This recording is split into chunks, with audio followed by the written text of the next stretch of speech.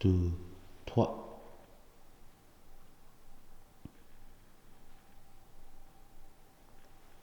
Tout comme il était essentiel pour Bruno d'échapper à une situation psychotisante, il était important qu'il ne rentre pas dans un processus de répétition. La part accordée à la réalité de ses histoires devait être dégagée de la part qu'il avait mis de lui-même, de son monde. Objet d'amour et de haine. Les animaux, c'était un peu Bruno. Et il reproduisait ce qu'il avait eu à vivre ou fantasmait sur eux, sur le droit qu'il se donnait de vie ou de mort sur ces êtres.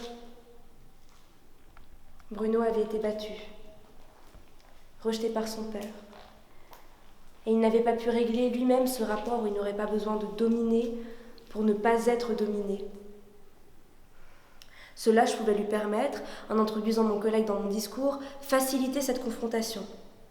Et je dois dire que si j'ai été aidée et soutenue dans ma relation avec Bruno par mon collègue, la place qui lui était faite dans mes interventions était petite.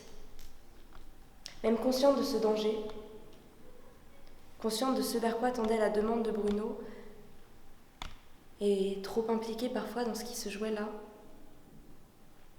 je risquais sans cesse de glisser, d'entraîner Bruno dans un piège.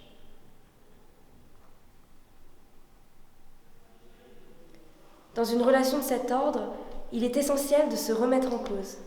Je devais faire la part de ce qui se jouait pour moi-même.